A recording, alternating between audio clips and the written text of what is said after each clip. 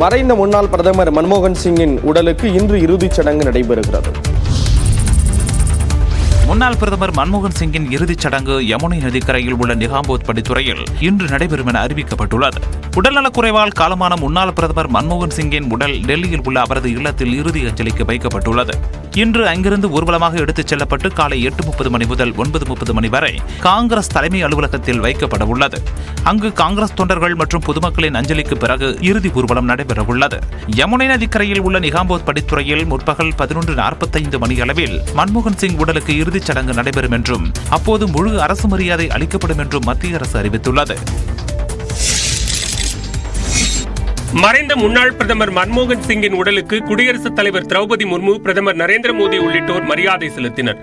உடல்நலக் குறைவால் காலமான முன்னாள் பிரதமர் மன்மோகன் சிங்கின் உடல் தேசிய கொடி போர்த்தப்பட்டு டெல்லியில் உள்ள அவரது இல்லத்தில் இறுதி அஞ்சலிக்கு வைக்கப்பட்டுள்ளது.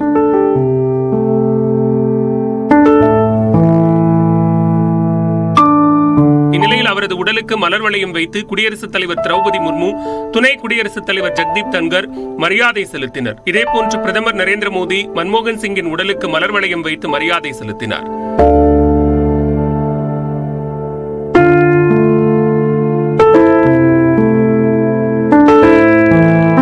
தொடர்ந்து மத்திய உள்துறை அமைச்சர் அமித்ஷா, மத்திய சுகாதாரத்துறை அமைச்சர் JP நட்டா உள்ளிட்டோரும் இறுதி அஞ்சலி செலுத்தினர்.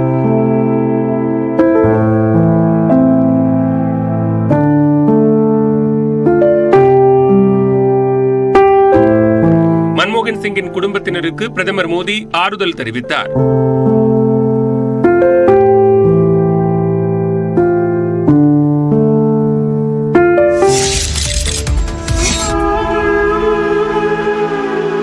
மக்களவை எதிர்க்கட்சித் தலைவரும் காங்கிரஸ் எம்பியுமான ராகுல் காந்தி மன்மோகன் சிங் உடலுக்கு மரியாதை செலுத்தினார். டெல்லியில் மன்மோகன் சிங்கின் உடலுக்கு மலர் தூவி இறுதி அஞ்சலி செலுத்தினார்.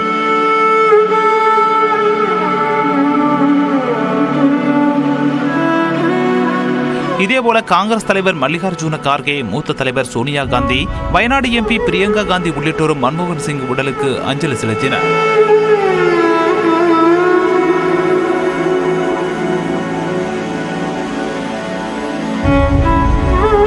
காங்கிரஸ் மூத்த தலைவர்கள் ஜெயராம் ரமேஷ், KC வேணுகோபால் உள்ளிட்டோரும் மன்மோகன் சிங் உடலுக்கு மரியாதை செலுத்தினர்.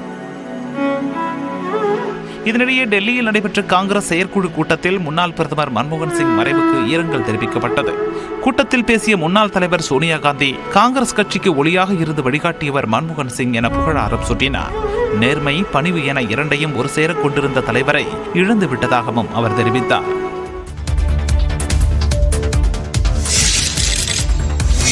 தமிழுக்கு செம்மொழி அந்தஸ்து கிடைக்க வழிவகை செய்தவர் மறைந்த பிரதமர் மன்மோகன் சிங் என்று முதலமைச்சர் மு க ஸ்டாலின் புகழாரம் சூட்டியுள்ளார். டெல்லி சென்ற தமிழ்நாடு முதலமைச்சர் மு க ஸ்டாலின் மன்மோகன் சிங்கின் உடலுக்கு அஞ்சலி செலுத்தினார். அப்போது திமுக MPக்கள் கனிமொழி, TR பாலு, திருச்சி சிவா ஆகியோர் உடன் இருந்தனர்.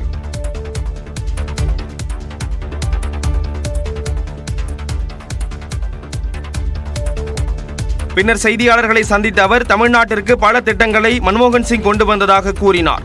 தமிழருடைய கனவாக இருந்திருந்த 100 ஆண்டு காலமாக கனவாக இருந்து வந்த செம்மொழியை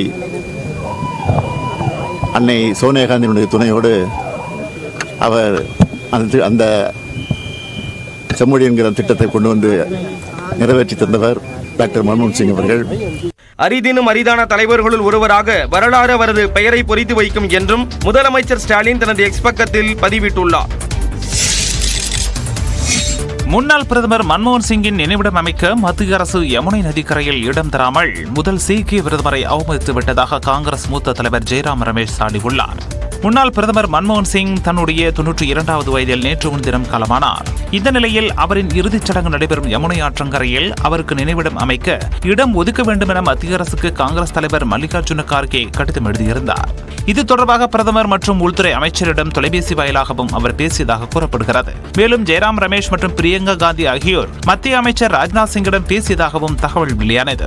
இந்த நிலையில் முன்னாள் பிரதமர் மன்மோகன் சிங்கின் நினைவிடம் அமைக்க இடம் தராமல் முதல் சீக்கிய பிரதமரை மத்திய அரசு அவமதித்து விட்டதாக காங்கிரஸ் மூத்த தலைவர் ஜெயராம் ரமேஷ் சாடியுள்ளார். இது தொடர்பான தனது எக்ஸ் பதிவில் இந்தியாவின் பல்வேறு சாதனைகளுக்கு காரணமான முன்னாள் பிரதமர் மன்மோகன் சிங்கின் நினைவிடத்திற்கு இடம் ஒதுக்காததன் காரணம் என்ன என்று புரியவில்லை என குறிப்பிட்டுள்ளார்.